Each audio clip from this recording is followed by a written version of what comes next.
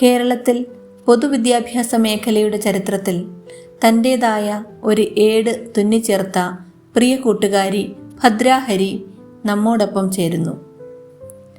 ലോകം മുഴുവനുമുള്ള കുഞ്ഞുങ്ങളെ സർഗാത്മകമായി പരിചരിക്കുകയും വേണ്ടിവന്നാൽ ചികിത്സിക്കുകയും ചെയ്യുന്ന KidDoc.in international interactive web magazine ഭദ്രാഹരിയെ പരിചയപ്പെടുത്തുന്നത് സ്വന്തം ചുമതലയായി കാണുന്നു. ഏറെ അഭിമാനത്തോടെ സന്തോഷത്തോടെ KidDocന് വേണ്ടി ഭദ്രയോട് സംസാരിക്കുന്നത് കണ്ണൂർ പയ്യന്നൂർ തിരുമേനി SNDP LP സ്കൂളിലെ അധ്യാപികയും എഴുത്തുകാരിയുമായ നിഷ ടീച്ചറാണ്. ആ സംസാരം നമുക്ക് കേൾക്കാം. ഭദ്രേ, നമസ്കാരം. നമ്മുടെ സ്കൂൾ പ്രവേശനോത്സവ ഗാനം രചിച്ച ഭദ്ര ഒരു പൊതുവിദ്യാലയത്തിലെ കുട്ടിയാണല്ലോ. ഭദ്ര എഴുതിയ ഗാനം തെരഞ്ഞെടുത്തതിനോട് എന്ത് പറയുന്നു? അഭിമാനം തോന്നുന്നുണ്ടോ? അപ്രതീക്ഷിതമായ സംഭവമായി. തീർച്ചയായിട്ടും. ഭദ്ര ചെറുപ്പം മുതലേ തന്നെ പഠിച്ചത് പൊതുവിദ്യാലയത്തിലെ ആണല്ലോ. അതുകൊണ്ട് തന്നെ 10ാം ക്ലാസ് വരെയുള്ള പഠന രീതി വെച്ച് എന്തൊക്കെയാണ് പൊതുവിദ്യാലയത്തിന്റെ ഗുണങ്ങൾ? അമ്മയുടെ സ്കൂളിലാണ്. ഓക്കെ. ചെറുപ്പം മുതലേ അമ്മയുടെ സ്കൂളിൽ തന്നെയാണ് പഠിച്ചത് അല്ലേ? ഇപ്പോഴ് മോളുടെ കവിതയാണ് നമ്മുടെ പ്രവേശനോത്സവത്തിന് തെരഞ്ഞെടുത്തിരിക്കുന്നത്. ഒരുപാട് സന്തോഷമുണ്ട് ഞങ്ങൾക്ക് അത് കേട്ടപ്പോൾ അറിയാൻ കഴിഞ്ഞതിൽ. അപ്പൊ കവിത എഴുതാൻ വിദ്യാലയത്തിലെ പഠന സാഹചര്യം എങ്ങനെയാണ് മോളെ സഹായിച്ചത്? വിദ്യാലയം പ്രധാനമായിട്ടും പരിസ്ഥിതി സൗഹൃദമാണെന്ന് തന്നെ പറയേണ്ടി വരും. നല്ലൊരു അന്തരീക്ഷമാണ് വിദ്യാലയത്തിലുള്ളത്. ഒരു അതായത് തന്നെ ആദ്യം കാണുന്നത് കാവാണ്. അപ്പൊ തന്നെ നമുക്കത് പാരിസ്ഥിതിക അന്തരീക്ഷം മനസ്സിലാവും. അത് ഒരുപാട് സ്വാധീനിച്ചിട്ടുണ്ട്. നമ്മുടെ സമൂഹത്തെ പറ്റി നമുക്കൊരു അവബോധം നൽകുന്നതിനും നമ്മുടെ വിദ്യാലയം പ്രധാന പങ്കുവഹിക്കും. ഇത്തരം ഒരു കവിത എഴുതുന്നതിന് മുമ്പ് മറ്റേതെങ്കിലും വിധത്തിലുള്ള കവിതകൾ മോൾ എഴുതിയിട്ടുണ്ടോ? 5ാം ക്ലാസ് മുതൽ എഴുതാറുണ്ട്. എഴുതിയിട്ടുണ്ട്. കഥയും കവിതയും ഒക്കെ എഴുതാന് പൊതുവെ നല്ല വായന കൂടി വേണമെന്നാണ് ഞാൻ മനസ്സിലാക്കിയിട്ടുള്ളത്. അപ്പം ചെറുപ്പം മുതലേ നല്ല രീതിയിൽ വായന അനുഭവം കിട്ടിയിട്ടുണ്ടോ? അതൊക്കെ എങ്ങനെയാണ് മോള് ഉപയോഗപ്പെടുത്തിയിട്ടുള്ളത്? എന്റെ കാര്യം പറഞ്ഞാല്, ഞാൻ വായിച്ചു തുടങ്ങുന്ന പ്രായത്തിന് മുമ്പ് തന്നെ അച്ഛൻ എനിക്ക് കാര്യങ്ങളൊക്കെ വരുത്തി തരികയും വായിച്ചു തരികയും ചെയ്യും. പിന്നെ ഞാൻ തന്നെ വായിക്കുവാൻ പറഞ്ഞു. ഒരുപാട് പുസ്തകങ്ങൾ വാങ്ങി തരികയും അങ്ങനെയാണ് വന്നത്. പിന്നെ ഒരുപാട് പദങ്ങളും ആശയങ്ങളും ഒക്കെ കിട്ടുവാൻ ഒരുപാട് സഹായം. Very good. ഇപ്പൊ കഥയും കവിതയും ഒക്കെ എഴുതി മിടുക്കിയായിക്കൊണ്ടിരിക്കുകയാണ് അല്ലെ? അപ്പൊ ഇതൊക്കെ എഴുതണമെങ്കിൽ സ്വന്തം നിലയിലുള്ള മറ്റുള്ളവരുടെ സപ്പോർട്ടും പ്രചോദനവും ഒക്കെ ആവശ്യമാണല്ലോ. അപ്പോ ഇതിനോട് താല്പര്യം തോന്നി തുടങ്ങിയപ്പോ ആരൊക്കെയാണ് മോളെ അതിന് പ്രചോദനം കൂടി ഉണ്ടായിരുന്നത്? പ്രധാനമായിട്ടും അച്ഛനും അമ്മയാണ് ഏറ്റവും നല്ല സപ്പോർട്ട് തന്നത്. പഠനത്തിലല്ലാതെ മറ്റു കാര്യങ്ങൾ എൻഗേജ് ചെയ്യരുതെന്ന് ഒരിക്കലും അച്ഛനും പറഞ്ഞിട്ടില്ല. അങ്ങനെ ഒരു സപ്പോർട്ട് ഉണ്ട്. മലയാളം ടീച്ചർ, ടീച്ചറാണ് എല്ലാ കവിതകളും ആദ്യം വായിക്കാറുള്ളത്. പിന്നെ ഞങ്ങളുടെ അധ്യാപകരെല്ലാവരും, ഞങ്ങളുടെ ഫോക്ലോർ അവാർഡൊക്കെ കിട്ടി ഞങ്ങളുടെ കലാധ്യാപകൻ ഹരികുമാർ സാറ്, മാനേജ്മെന്റ്, PTA എല്ലാവരും നല്ല സപ്പോർട്ട്. Very good. ഇപ്പോ പ്രവേശനോത്സവത്തിന് തെരഞ്ഞെടുത്ത കവിത എഴുതാൻ വിദ്യാലയത്തിലെ പഠന സാഹചര്യം ഏറെ പ്രയോജനപ്പെട്ടു എന്ന് കുറച്ച് മുമ്പ് മോള് പറഞ്ഞു. അപ്പോ അതുപോലെ തന്നെ പാഠപുസ്തകങ്ങളിലും ഒക്കെ ഒരുപാട് കവികളെ കുറിച്ചും കഥാകാരന്മാരെ കുറിച്ചും ഒക്കെ പഠിക്കുന്നുണ്ട്. അപ്പൊ അവരിൽ ആരുടെ കവിതകളാണ് മോൾക്ക് ഏറ്റവും കൂടുതൽ ഇഷ്ടപ്പെട്ടിട്ടുള്ളത്? എനിക്ക് നമ്മുടെ പാഠപുസ്തകങ്ങളിൽ വന്നത് എങ്ങനെയായാലും ആശാന്റെ കവിതകൾ ഇഷ്ടമാണ്. സുഗതകുമാരി ടീച്ചറിന്റെ ഇഷ്ടമാണ്. ONV വൈലോപ്പിള്ളവരെയൊക്കെ ഇഷ്ടമാണ്. ഓക്കെ. പിന്നെ നമ്മുടെ നിലവിലുള്ള ഒരു സാമൂഹ്യ സാഹചര്യത്തെ കൂടി ഉൾപ്പെടുത്തിയാണ് മോള് പ്രവേശനോത്സവ ഗാനം രചിച്ചിട്ടുള്ളത്. അപ്പൊ ഇങ്ങനെ ഒരു ഗാനം എഴുതാൻ സാധിച്ചത് നമ്മുടെ പൊതുവിദ്യാലയത്തില് പഠിച്ചത് കൊണ്ട് മാത്രമാണെന്ന് ഞാൻ വിശ്വസിക്കുന്നു. അങ്ങനെ തന്നെയാണോ? അതെ, അതുകൊണ്ടാണ് ഓക്കെ. സന്തോഷം. കലയും സാഹിത്യവും കൃഷിയും ശാസ്ത്രവും സാങ്കേതിക മേന്മയും ഒക്കെ ഉൾക്കൊള്ളിച്ചാണ് നമ്മളുടെ കവിത ഞാൻ കണ്ടത്. അപ്പോ ഇങ്ങനെ എഴുതാൻ ഉള്ള പ്രേരണ ഉണ്ടായത് എങ്ങനെയാണ്? ഇതൊക്കെ ഉൾക്കൊള്ളിച്ചുള്ള ഒരു കവിതയിലേക്ക് മോള് വരാനുണ്ടായ ഒരു പ്രേരണ? കഴിഞ്ഞ കൊല്ലം 9ാം ക്ലാസ്സിലെ വെക്കേഷന് ഉള്ള സമയത്താണ് പ്രവേശനോത്സവത്തിന്റെ രചനകൾ ക്ഷണിച്ചുകൊണ്ടുള്ള ഒരു വാർത്ത കാണുന്നത്. വാർത്തയില് നമ്മുടെ കേരളത്തിലെ വിദ്യാഭ്യാസ ചരിത്രം വിളിച്ചുകൊണ്ടുള്ള ക്ഷണിച്ചിരുന്നത്. അപ്പൊ അത് കണ്ടപ്പോ എഴുതിയാൽ കൊള്ളാം എന്ന് തോന്നി. അങ്ങനെ എഴുതിയതാണ് ടീച്ചർ. അപ്പൊ എഴുതിയ ഓക്കെ. അപ്പോ ഞാന് മോളുടെ കവിത ശ്രദ്ധിച്ചിട്ടുണ്ടായിരുന്നു. പിന്നെ സ്വന്തം കൈപ്പടയിൽ എഴുതിയ കവിത ഇപ്പൊ സമൂഹ മാധ്യമങ്ങളിലൊക്കെ കണ്ടു. നല്ല കൈയക്ഷരാണ്, നല്ല മിടുക്കിയായിട്ട് എഴുതിയിട്ടുണ്ട്. അപ്പൊ ഞാൻ അതിൽ ശ്രദ്ധിച്ച ഒരു കാര്യം, പഴയ ഒരു ലിപി എഴുത്തിന്റെ ഒരു രീതി ശ്രദ്ധിച്ചു. അപ്പൊ നമ്മള് ഈ പിന്നെ വർണ്ണം എന്നൊക്കെ എഴുതുമ്പോൾ മുകളിൽ കുത്തിട്ടിട്ട് എഴുതുന്ന ഒരു രീതി, അതുപോലെ തന്നെ അതിന്റെ ഒരു രചനാ ശൈലിയൊക്കെ പുതിയ തലമുറയിൽ നിന്ന് വ്യത്യസ്തമായിട്ട് കണ്ടു. അപ്പോ അതിനെക്കുറിച്ച് മോൾക്ക് എന്താ പറയാനുള്ളത്? ഞാൻ ആദ്യം അങ്ങനെ തന്നെ എഴുതി ശീലിച്ചതാണോ? പഠിച്ചത് ഓക്കെ. 1ാം ക്ലാസ്സിൽ കുട്ടിക്കാലം ഇത് പഠിച്ചിരുന്നു ടീച്ചറെ. പിന്നീട് 5ലൊക്കെ എത്തിയപ്പോഴേക്കും ഇത് ഇഷ്ടപ്പെട്ടു. ഞാൻ പലയിടത്തും പഴയ ലിപി എനിക്ക് വളരെ ഇഷ്ടപ്പെട്ടു. മാറിയത്. ഓക്കെ. അപ്പൊ അങ്ങനെ അങ്ങ് എഴുതി വന്നു മാത്രം, മാറാൻ ശ്രമിച്ചിട്ടില്ല. ഓക്കെ, സന്തോഷം. അപ്പോൾ നമ്മുടെ പ്രവേശനോത്സവ ഗാനം എല്ലാവരും അംഗീകരിച്ചു, അത് ചിട്ടപ്പെടുത്തി ഒരു പാട്ടായിട്ട് അത് കേട്ടു. മാത്രമല്ല അതിന്റെ ഒരു വീഡിയോ ചിത്രീകരണം കൂടി കണ്ടല്ലോ മോള്. അപ്പോ എന്താണ് തോന്നിയത്? ഒരുപാട് സന്തോഷം തോന്നി. നമ്മൾ എഴുതിയ സമയത്തെ ഒരു രീതിയിലല്ല, അത് ഒരുപാട് മികച്ച ഒരു രീതിയിലായി. ഈണമൊക്കെ വളരെ എനർജറ്റിക് ആയ, നമ്മുടെ വിദ്യാഭ്യാസം ഒരു എനർജറ്റിക് ആയ പ്രോസസ്സാണ്. അപ്പൊ അതിന് ചേരുന്ന ഒരു എനർജറ്റിക് ആയ ഈണവും താളവും വരികൾക്കൊത്ത വിഷ്വൽസും ഒക്കെ ആയപ്പോഴത്തേക്കിന് ഒരുപാട് മികച്ച ഒരു പ്രവേശനോത്സവം തോന്നി അല്ലേ? സന്തോഷം തോന്നുന്നു അല്ലേ? അപ്പോ ഇനിയും ഇതുപോലെ കവിതകൾ എഴുതാൻ ആഗ്രഹിക്കുന്നുണ്ടോ? എങ്ങനെയുള്ള കവിതകളൊക്കെയാണ് എഴുതാൻ ഇഷ്ടം കൂടുതൽ? എനിക്ക് പരിസ്ഥിതി ബേസ് ചെയ്തുള്ള കവിതകൾ എഴുതാനാണ് കൂടുതൽ ഇഷ്ടം. പിന്നെ എഴുതുന്നത് നമ്മളെ ടച്ച് ചെയ്യുന്ന ഓരോ സംഭവങ്ങൾ ഉണ്ടാവും. ഓക്കെ, തീർച്ചയായിട്ടും. അപ്പോ ഈ പാട്ടിന്റെ പിന്നെ വീഡിയോ ചെറിയ ഭാഗത്ത് മോൾ അതിന്റെ അഭിനയിച്ചത് കണ്ടു, അതിനും സാധിച്ചിട്ടുണ്ട്. അപ്പോ അഭിനയത്തോട് എങ്ങനെയാണ്? താല്പര്യമുണ്ടോ അതോ അതിനുവേണ്ടി മാത്രം തയ്യാറായതാണ്? അതിനുവേണ്ടി മാത്രം തയ്യാർ. അതെ. കവിത എഴുതിയ ഭദ്രയ്ക്ക് അത് പാട്ടായി ആസ്വദിക്കാനും ഒക്കെ പറ്റിയല്ലോ. കവിതയായിട്ടും പാട്ടായിട്ടും ഒക്കെ ആസ്വദിക്കാൻ കഴിഞ്ഞു. അപ്പൊ പിന്നെ ഏതിലാണ് കൂടുതൽ താല്പര്യം? കവിതയിലാണോ പാട്ടിലാണോ കൂടുതൽ ഇഷ്ടപ്പെടുന്നത്? രണ്ടും ഇഷ്ടം. ഓക്കെ. അപ്പോ ഇതിനു മുമ്പ് മറ്റേതെങ്കിലും കഥയോ കവിതയോ ഒക്കെ ഭദ്ര എഴുതിയിട്ടുണ്ടോ? മുൻപ് എഴുതിയിട്ട് പ്രസിദ്ധീകരിക്കാത്ത ഒരു രചന കിട്ടോക്ക് വായനക്കാർക്കായി നൽകാമോ?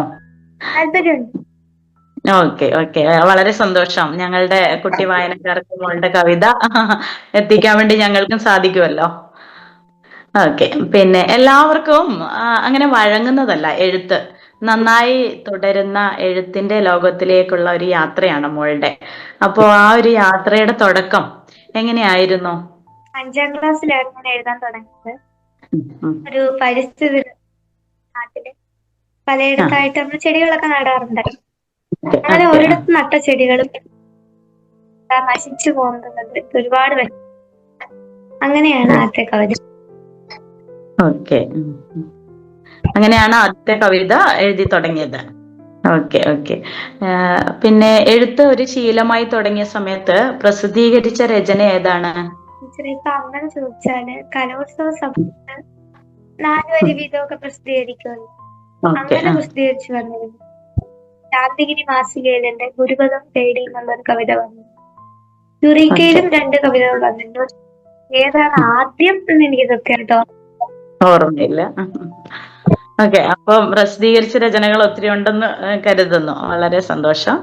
പിന്നെ ഭദ്രയുടെ രചനാ ലോകത്ത് വിദ്യാലയം ഒരു പ്രധാനപ്പെട്ട പങ്ക് വഹിച്ചിട്ടുണ്ടെന്ന് പറഞ്ഞുവല്ലോ. എഴുത്തിന്റെ ലോകത്ത് ഒപ്പം പഠിക്കുന്ന കൂട്ടുകാര് എങ്ങനെയാണ്? അവരും എഴുതാറുണ്ടോ?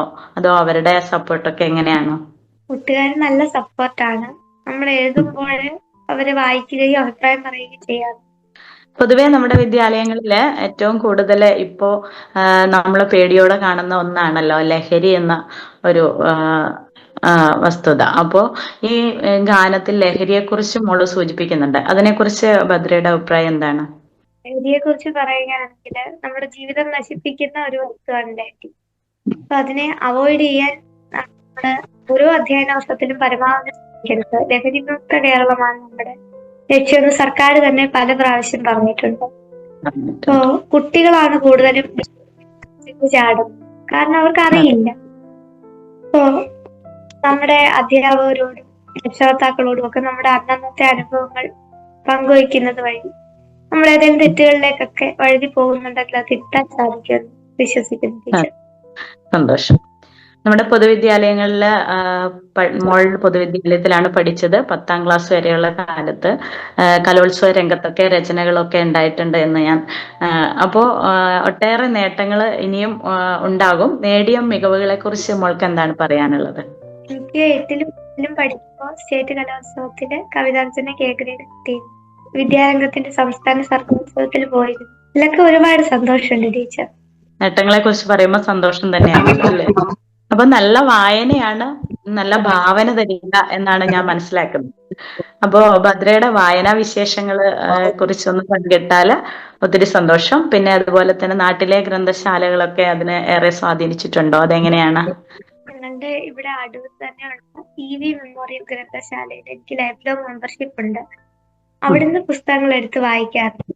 പിന്നെ അല്ലാതെ ഇഷ്ടപ്പെടുന്ന പുസ്തകങ്ങൾ അച്ഛൻ വാങ്ങി തരാറുണ്ട്. ഇങ്ങനെയൊക്കെയാണ് വായിക്കുന്നത്. പിന്നെ ഒരു കഥാസമാഹാരം പ്രസിദ്ധീകരിച്ചിട്ടുണ്ടല്ലോ. ആ പുസ്തകത്തിന്റെ വിശേഷങ്ങളെ കുറിച്ച് കൂടി ഒന്ന് പറയാമോ? ഒരു കഥാസമാഹാരം പ്രസിദ്ധീകരിച്ചിട്ടുണ്ടല്ലോ, അപ്പോ അതിന്റെ വിശേഷങ്ങൾ ഒന്ന് പങ്കുവെക്കാമോ? പേര് ധനുമാസ പൗർണമി എന്നാണ്. പ്രവേശനോത്സവത്തിനാണ് പ്രസിദ്ധീകരിച്ചത്. ഞങ്ങളുടെ സ്കൂളിൽ വെച്ച് തന്നെയായിരുന്നു പ്രകാശനം. എന്റെ മലയാള അധ്യാപിക Jayalakshmi teacher, school manager Rajasekhar സാറോട് ചേർന്നാണ് പ്രകാശനം ചെയ്തത്. 15 കവിതകൾ ഉൾപ്പെടുത്തി. ധനുമാസ പൗർണമി അല്ലേ? ഓക്കെ. അപ്പോ ഒത്തിരി സന്തോഷം. പിന്നെ ഇത്രയും കാര്യങ്ങളും മോള് ഞങ്ങളുമായിട്ട് പറഞ്ഞു. വിദ്യാർത്ഥിയാണ്, എഴുത്തുകാരിയായിക്കൊണ്ടിരിക്കുകയാണ് ഭദ്ര. അപ്പോ മോളുടെ വീട്ടുകാരെ കുറിച്ച് അധികം ഒന്നും പറഞ്ഞില്ല. വീട്ടിൽ ആരൊക്കെയുണ്ട്? മറ്റു വിശേഷങ്ങള്? അമ്മയും അനിയത്തിയും ഉണ്ട്. അച്ഛൻ ഹരീന്ദ്രനാഥ, അമ്മ സുമായസ്, അനിയത്തി. ഓക്കെ. പിന്നെ നമ്മുടെ പൊതുവിദ്യാലയത്തെ കുറിച്ച് എന്താണ് മോളുടെ ഒരു പൊതുവിദ്യാലയത്തിലെ വിദ്യാർത്ഥിയാണ്, പൊതുവിദ്യാലയത്തിലെ ചെറുപ്പം മുതലേ പഠിച്ചു വളർന്ന കുട്ടിയാണ്. അപ്പോ കൂടുതൽ ഒരു നല്ല എഴുത്തുകാരിയൊക്കെ ആയി മാറുന്ന ഒരു സാഹചര്യമൊക്കെ വന്നു തുടങ്ങി. അപ്പോൾ ഈ ഒരു സാഹചര്യത്തിൽ മോൾക്ക് എന്താണ് പൊതുവിദ്യാലയത്തിന്റെ നേട്ടങ്ങള്, പൊതുവിദ്യാലയത്തിൽ പഠിച്ച ഒരു കുട്ടി എന്നുള്ള നിലയിൽ മോൾക്ക് എന്തൊക്കെ പറയാൻ പറ്റും? ടീച്ചറെ, പൊതുവിദ്യാലയത്തെ കുറിച്ച് പ്രധാനമായിട്ടും പറയേണ്ടത് നമ്മുടെ സംസ്കാരത്തോട് ഇണങ്ങി നിൽക്കുന്ന മികച്ച നിലവാരമുള്ള സിലബസിനെ കുറിച്ചാണ്.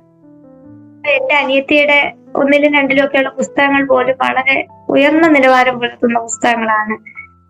ആ പ്രായത്തിലുള്ള ഒരു കുട്ടി പഠിച്ചിരിക്കേണ്ടതിനേക്കാൾ ഒരുപക്ഷെ അതിനേക്കാൾ നല്ല സിംപ്ലിഫൈഡ് ആയ കണ്ടന്റുകൾ ഉൾപ്പെടുത്തി തന്നെ മികച്ച നിലവാരം പുലർത്തുന്ന പുസ്തകങ്ങൾ.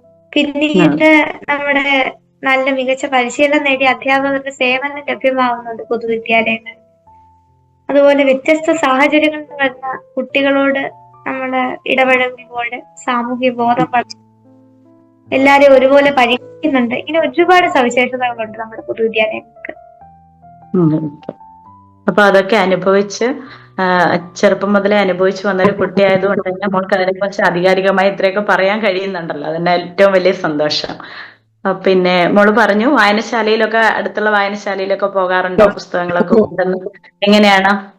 അങ്ങോട്ട് പോയി എടുത്ത് വായിക്കുമോ അതോ വീട്ടിലേക്ക് കൊണ്ടുവന്ന് വായിക്കുമോ? അതിന് പോകാറുണ്ട്. എന്നിട്ട് പുസ്തകങ്ങളെടുത്ത് വീട്ടിൽ കൊണ്ടുവന്നാൽ ഓക്കെ ഓക്കെ. ഏത് തരം പുസ്തകങ്ങളോടാണ് കൂടുതൽ ഇഷ്ടം? കഥകളോടോ കവിതകളോടോ അങ്ങനെ നോവലോ അങ്ങനെ തലത്തിലേക്കൊക്കെ പോയിട്ടുണ്ടോ? അതോ അങ്ങനെയല്ല ടീച്ചർ, എന്തായാലും വായിക്കും, ഇഷ്ടമാണ്. ഏത് പുസ്തകം കിട്ടിയാലും വായിക്കാൻ ഇഷ്ടം? യെസ്, വീട്ടിലൊരു വായനയുടെ ഇഷ്ടമുള്ള ഒരു അന്തരീക്ഷം കൂടി ആയതുകൊണ്ട് അങ്ങനെ.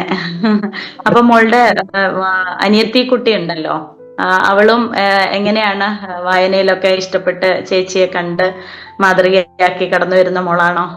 അതെ, അവൾക്ക് വായിക്കാൻ ഒരുപാട് ഇഷ്ടമാണ്. അപ്പൊ അവളുടെ പിറന്നാള് കഴിഞ്ഞതേ ഉള്ളൂ. പുസ്തകമാണ്. ഓ, സന്തോഷം. അതൊക്കെയാണ് നമ്മുടെ മാതൃക, നമ്മൾ കാണിക്കുന്ന മാതൃകയാണല്ലോ ചെറിയ കുട്ടികള് തുടർന്നു വരുന്നത്. അപ്പൊ വളരെ സന്തോഷം അത് കേട്ടതില്. അപ്പോ നമ്മുടെ സംസ്ഥാന സ്കൂൾ ആരംഭത്തില് പൊതുവിദ്യാലയത്തിന്റെ പ്രാധാന്യം ഓർപ്പിച്ചുകൊണ്ടുള്ള ഭദ്രയുടെ കവിത ഏറെ മനോഹരമാണ്. ഞാൻ കവിത ഒത്തിരി തവണ കേൾക്കുകയും അതുപോലെ തന്നെ ആ വരികളിലൂടെ സഞ്ചരിക്കുകയും ചെയ്തു. അപ്പോ മലയാള കവിതയുടെ ആകാശത്തില് വേറിട്ട ശോഭയോടെ തിളങ്ങട്ടെ. പിന്നെ മനോഹരമായ പദവിന്യാസവും അതുപോലെ തന്നെ ഭാവനാപൂർണമായ ആവിഷ്കാരവും ഒക്കെ കൊണ്ട് സമ്പന്നമാണ് മോളുടെ കവിത. ടീച്ചറിന് ഒത്തിരി ഇഷ്ടപ്പെട്ടു. ഇപ്പം ഭദ്രയ്ക്ക് ഹൃദയപൂർവ്വം ആശംസകൾ നേരുകയാണ്. ഇനിയും ഉയരങ്ങൾ കീഴടക്കാൻ, അല്ലെ കൂടുതൽ കവിതകളും പാട്ടുകളും ഒക്കെ എഴുതി മുന്നേറാൻ ഭദ്രയ്ക്ക് കഴിയട്ടെ. അതിനുള്ള പ്രചോദനവും അവസരവും ഒക്കെ ഉണ്ടാവട്ടെ എന്ന് കൂടി ആശംസകൾ നേർന്നുകൊണ്ട് നിർത്തുന്നു. നന്ദി, നമസ്കാരം. നമുക്ക് ഞങ്ങളുടെ ഒരു നല്ലൊരു ദിവസമാണ് ഭദ്രയും നിഷ ടീച്ചറും കൂടി ഞങ്ങൾക്ക് തന്നത്. നിഷ ടീച്ചർ ആശംസിച്ച പോലെ ഞങ്ങളുടെ ദിവസമാണ് ശരിക്കും ഇന്ന് സമ്പന്നമായത്. ഒത്തിരി സന്തോഷം. ഭദ്ര വിശേഷങ്ങളൊക്കെ കേട്ടിരിക്കുകയായിരുന്നു. പ്രത്യേകിച്ചും പരിസ്ഥിതി സ്നേഹിയാണെന്ന് കേട്ടതില് ഏറെ അഭിമാനം. പരിസ്ഥിതി പ്രാധാന്യമുള്ള, പരിസ്ഥിതിക്ക് പ്രാധാന്യം കൊടുക്കുന്ന, സ്നേഹിക്കുന്ന കുട്ടികളെ ഉണ്ടാക്കിയെടുക്കുക എന്നുള്ളത് പൊതുവിദ്യാഭ്യാസത്തിന്റെ, നമ്മുടെ ഭദ്ര പറഞ്ഞതുപോലെ തന്നെ നമ്മുടെ കരിക്കുലത്തിന്റെ വലിയൊരു ലക്ഷ്യമാണ്. അപ്പൊ അത് ഭദ്രയുടെ വായിൽ നിന്ന് ഇങ്ങനെ കേട്ടപ്പോ പരിസ്ഥിതി സ്നേഹിക്കാനും പരിസ്ഥിതിയെ കുറിച്ച് എഴുതാനും ഒക്കെ കഴിയുന്നു. നട്ട ചെടികൾ കരിഞ്ഞു പോയതിൽ നിന്നാണ് കൂടുതൽ എഴുത്തിലേക്ക് പ്രചോദനം കിട്ടിയെന്ന് കേട്ടപ്പോഴും ഏറെ സന്തോഷം. ഭദ്രയുടെ അമ്മയ്ക്ക് എന്തെങ്കിലും കൂട്ടിച്ചേർക്കാനുണ്ടോ? ഭദ്രയുടെ teacher good morning. Good morning ടീച്ചറെ. സന്തോഷം, ഏറെ സന്തോഷം കണ്ടതില്. ഞങ്ങൾക്ക് ഇത്രയും നല്ലൊരു അവസരം ഒരുക്കി തന്നതിൽ ഒത്തിരി സന്തോഷം. പറയൂ ടീച്ചർ, ടീച്ചറെ കേൾക്കാം. ഇങ്ങനെ നമ്മള് അപ്രതീക്ഷിതമായിട്ടുള്ള ഒരു നേട്ടം, ഒരുപാട് സന്തോഷം. നമ്മുടെ പൊതുവിദ്യാലയത്തിന് ഒരു വലിയ നേട്ടമായിട്ട് എനിക്കും തോന്നുന്നു. എനിക്ക് ഒരുപാട്, അവളുടെ അമ്മയായതിൽ ഒരുപാട്, ഭദ്രയുടെ അമ്മയായതിൽ ഒരുപാട് സന്തോഷം എന്ന് പറഞ്ഞതിൽ അത് വലിയ സന്തോഷം. ഞങ്ങൾ കേട്ടു, ഞങ്ങൾ ഹൃദയം കൊണ്ടാണ് അത് കേട്ടത്. ഇനി ഭദ്രയ്ക്ക് നമ്മുടെ കുട്ടികളോട് എന്തെങ്കിലും പറയാനുണ്ടെങ്കിൽ അതുകൂടി ചേർക്കാമെന്നാണ് പറഞ്ഞത്. ലോക സമൂഹത്തിലുള്ള മുഴുവൻ കൂട്ടുകാരോടുമായിട്ട് ഭദ്രയ്ക്ക് സംസാരിക്കാനുള്ള ഒരു അവസരമാണ്. കൂട്ടുകാരോട് പ്രധാനമായിട്ടും പറയാനുള്ളത് ലഹരിക്കെതിരായിട്ടുള്ള മനോഭാവം വളർത്തിയെടുക്കുക. അതായത് അവർ വളരെ എളുപ്പം, ഞാൻ പറഞ്ഞതുപോലെ തന്നെ അവർ വളരെ എളുപ്പം ഇതിനകത്തേക്ക് ചെന്ന് ചാടാൻ സാധ്യതയുണ്ട്. ഒരുപക്ഷെ ആരോടെങ്കിലും ഒക്കെയുള്ള സ്നേഹം കൊണ്ടായിരിക്കാം, അല്ലെങ്കിൽ നമുക്ക് ഇഷ്ടപ്പെടുന്നവരാരെങ്കിലും, നമ്മളുടെ സുഹൃത്തുക്കളോ അങ്ങനെ ആരെങ്കിലും ആയിരിക്കും ഒരുപക്ഷെ ഇത്തരം കെണികളിലേക്ക് കുട്ടികളെ വലിച്ചിരുന്നത്. അപ്പം ഞാൻ നേരത്തെ പറഞ്ഞതുപോലെ തന്നെ നമ്മുടെ അധ്യാപകരോടും രക്ഷകർത്താക്കളോടും ഒക്കെ അന്നത്തെ വിവരങ്ങൾ പങ്കുവെക്കുന്നത് വഴി ഇതൊക്കെ നമുക്ക് തടയാൻ സാധിക്കും. കാരണം നമ്മൾ പറയുന്നതിൽ എവിടെയെങ്കിലും മോശം ഇൻഫ്ലുവൻസുകൾ കണ്ടാൽ അത് തെറ്റാണെന്ന് പറയാനും തിരുത്താനും അവർക്ക് സാധിക്കും. അതുപോലെ നമ്മുടെ ലഹരി വിരുദ്ധ ക്ലബ്ബുകൾ സ്കൂളുകളിൽ പ്രവർത്തിച്ചു വരുന്നുണ്ട്. അപ്പൊ ആ ക്ലബ്ബുകളൊക്കെ ഇതിനെതിരെയുള്ളൊരു അവബോധം കുട്ടികളിൽ സൃഷ്ടിക്കുന്നുണ്ട്. ഇതിലൊക്കെ സജീവമായി പങ്കെടുക്കണം എന്ന് കൂടി എനിക്ക് കുട്ടികളോട് പറയാനുണ്ട്. പിന്നെ നമ്മുടെ പരിസ്ഥിതി, സംസ്കാരം ഇവയൊന്നും മറക്കാതിരിക്കാനെങ്കിൽ മാത്രമേ നമുക്ക് നല്ല ഒരു ജനസമൂഹത്തെ സൃഷ്ടിച്ചെടുക്കാൻ കഴിയൂ. ഓക്കെ ഭദ്ര. അതുപോലെ ഭദ്ര തെളിയിച്ചു കൊടുത്തിരിക്കുന്നത് നമുക്ക് ഹരം കിട്ടുന്ന, അതായത് ലഹരി തേടി കൂട്ടുകാർ പോകുന്നത് അവർക്ക് ഹരം കിട്ടുന്ന കാര്യമായത് ആണ് എന്ന് തെറ്റിദ്ധരിച്ചുകൊണ്ടാണ്. അപ്പൊ ഇത്തരത്തിൽ ഭദ്ര തെളിയിച്ചിരിക്കുന്നത് നമുക്ക് നമ്മുടെ വിദ്യാഭ്യാസത്തിൽ നമുക്ക് ഹരം കിട്ടുന്ന നിരവധി കാര്യങ്ങളുണ്ട് എന്നാണ് ഭദ്ര സ്വന്തം ജീവിതത്തിലൂടെ തന്നെ കാണിച്ചു കൊടുത്തിരിക്കുന്നത്, അല്ലെ? അപ്പൊ അതിലേക്ക് നമ്മുടെ ഇപ്പൊ വായനയായാലും എഴുത്തായാലും കളികളായാലും നമുക്ക് നമ്മുടെ കുഞ്ഞുങ്ങളെ അതിലേക്ക് ഒരു ഹരം പിടിപ്പിക്കുന്ന രീതിയിൽ എത്തിക്കുക എന്നുള്ളത് വിദ്യാഭ്യാസ മേഖലയുടെ ഒരു ദൗത്യം കൂടിയാണ്. അപ്പൊ ഇത്തരത്തിൽ ഭദ്രയ്ക്ക് കൃത്യമായ ഒരു ഗൈഡൻസ്, ഒരു ബോധം കിട്ടിയത് കൊണ്ടാണ് അങ്ങനെ പോകുന്നത്. അപ്പൊ അത്തരത്തിൽ നമ്മുടെ എല്ലാ കൂട്ടുകാർക്കും കഴിയട്ടെ എന്നാണ് ഭദ്ര ആഗ്രഹിക്കുന്നതെന്നും